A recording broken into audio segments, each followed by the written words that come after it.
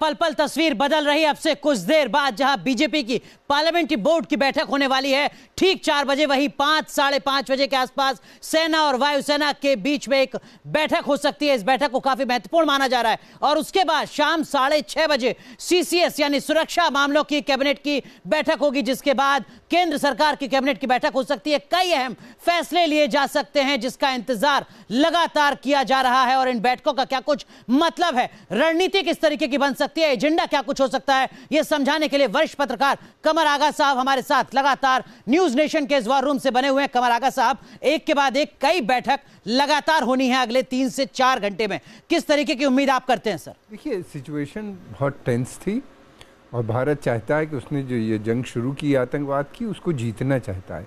उस जीतने के लिए उसको लगातार स्थिति पे नियंत्रण बनाए रखने की ज़रूरत है। तो हर लेवल के ऊपर बातचीत, कंसल्टेशंस, एक यहाँ डेमोक्रेसी है, पार्टीज़ हैं, बहुत से ग्रुप्स हैं और पार्टी के अंदर एक तो रूलिंग पार्टी है, उसकी एक मीटिंग हो रही है। वो अपने वर्कर्स को बताएंगे वहाँ पे जाके, ये पार्लियामेंट्री कमेटी की मीटिंग के मेंबर्स हैं उसके अंदर सब वो बताएंगे, फिर अपने यहाँ जाके। फिर दूसरी बात ये कि क्या स्थिति है, हमें क्या बात करनी है, अगर पाकिस्तान कह रहा है बात करने पे बात करनी चाहिए, नहीं करनी चाहिए, वो कैबिनेट कमेटी की जो मीटिंग होगी उसके अंदर तय हो जाएगा। प्रधानमंत्री फाइनल डिसीजन लेंगे कि हमें कि अगर बात करनी है तो क्या क्या मुद्दे होंगे। इसलिए कि मुद्दे भारत पहले ही कह चुका है। नंबर 1 उनका कि हमारा पायलट हमको वापस करो, कोई शर्त उसमें नहीं लगेगी। नंबर 2 कि हमें ये आतंकवाद जो आ रहा है ये मंजूर नहीं है, ये बंद होना चाहिए और पूरी तरीके से बंद होना चाहिए। हाफिज़ सईद, जैश मोहम्मद के चीफ मसूद अजहर, इन्हीं ने भारत में बड़े हीनियस क्राइम किए हैं, इनको भारत में सज़ा मिलनी है, इनको हमें देना पड़ेगा। बिल्कुल, लेकिन अगर बीजेपी के पार्लियामेंट्री बोर्ड की बैठक होती है अब से कुछ देर बाद कमर आगा साहब ठीक 4 बजे, क्या इसका मतलब यह है कि 130 करोड़ भारतीयों के मन में क्या बात है?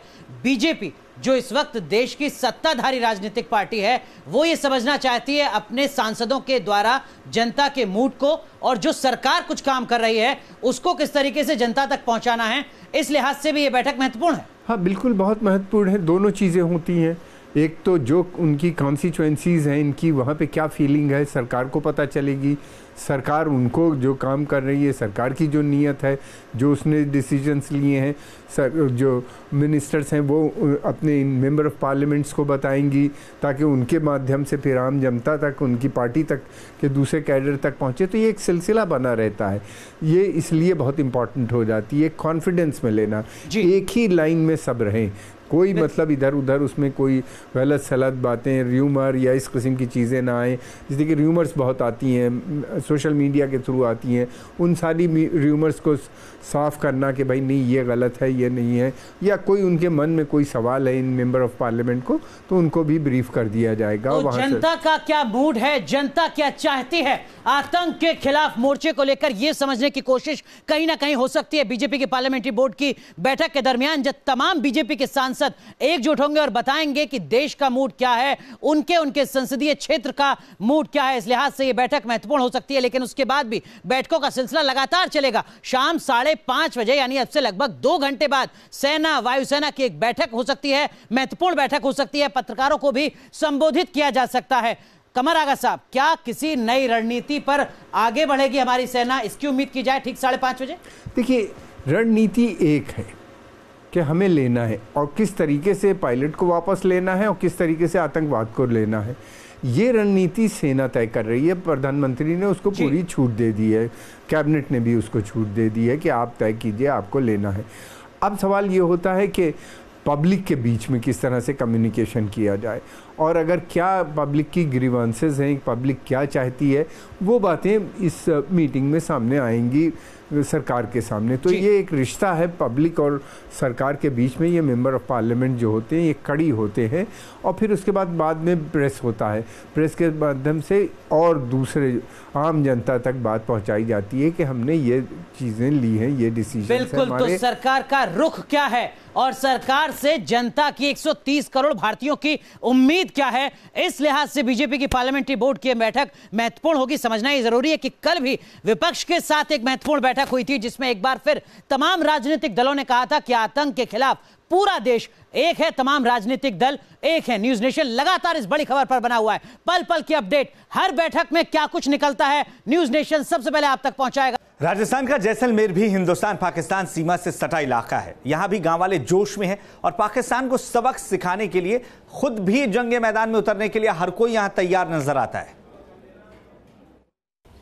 पुलवामा हमले की बदले की कार्रवाई के बाद पाक बौखलाया हुआ है।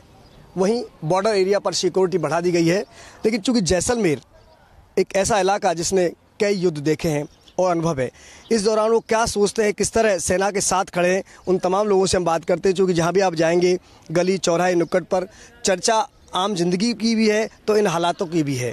मैं सर आपका सीधा आना चाहता हूँ कि अभी जो बॉर्डर पर हालात बने हुए हैं, आप बिल्कुल पास में रहते हो, किस तरह के हालात हैं और किस तरह आप सेना के साथ खड़े हो? हम सेना के साथ में तन मन से खड़ा है। हम देश के लिए लड़ने के तैयार हैं। कोई हमारे यहाँ चिंता नहीं है। हमारा कभी भी ऑर्डर दे हम तैयार हैं। कोई डर नहीं है? कोई डर नहीं है। सेना के साथ लड़ने के तैयार हैं। बाबा, आप अभी कह रहे थे कि मौका मिल जाए तो हम भी जाने को तैयार हैं। बिल्कुल, पहले नंबर धनोट माँ का नाम लेके सीधे चले जाएंगे, आगे पाकिस्तान में बढ़ जाएंगे। पहले भी बढ़े हैं और भी बढ़ जाएंगे।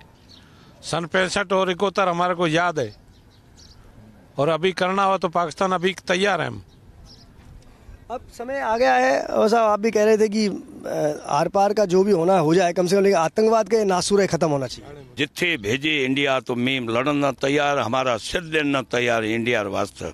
अभी आप सब लोग जिस तरह एक मुस्त हैं, एक साथ सेना के साथ खड़े हुए हैं। हाँ जी, हम सेना के साथ हैं, लड़ने को तैयार हैं। अगर हमारे को मौका मिलता है तो हम जरूर जाएंगे बॉर्डर पर। भारत के साथ हैं।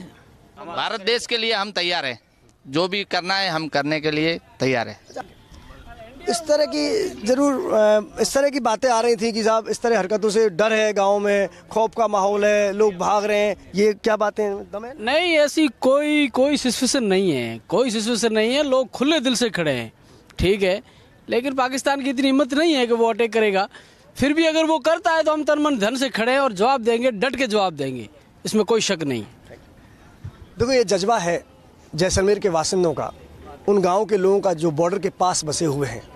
हालात चाहे कितनी विकट हो, वो हर हाल में सेना के साथ खड़े हैं, देश के साथ खड़े हैं।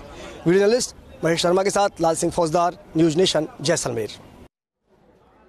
और ये जज्बा सिर्फ जैसलमेर के लोगों का नहीं है। आप हिंदुस्तान के किसी भी कोने में चले जाइए, यही जज्बा हर हिंदुस्तानी के भीतर नजर आएगा। और अनुराग का रुख करेंगे। अनुराग, अब हर हिंदुस्तानी ये कहता नजर आ रहा है कि छोटे छोटे कदमों से नहीं कुछ होने वाला है, कुछ बड़ा चाहिए हमें। बिल्कुल, और यही सवाल है कि क्या कुछ देश में बड़ा होने वाला है आतंक के खिलाफ, जिसको लेकर लगातार अब से कुछ देर बाद बैठकों का दौर चलेगा। लेकिन कमर आगा साहब, जैसलमेर की तस्वीर हमने देखी, पंजाब से खबर आई जहां मुख्यमंत्री ने कहा कि मैं खुद जाऊंगा सीमावर्ती इलाकों में, 3 दिन तक कैंप करूंगा। जम्मू कश्मीर के जो सीमावर्ती इलाके हैं, वहां के लोग कह रहे हैं इस बार आर्या पार होना चाहिए। ये वो इलाका है जो पाकिस्तान से अपनी सीमा बांटता है, ये वो क्षेत्र है, वो लोग हैं जो सबसे ज्यादा प्रभावित होते हैं। गुस्सा कितना है, नाराजगी कितनी है लोगों में, ये साफ समझ में आता है जैसलमेर के इन लोगों की बातों को सुनकर।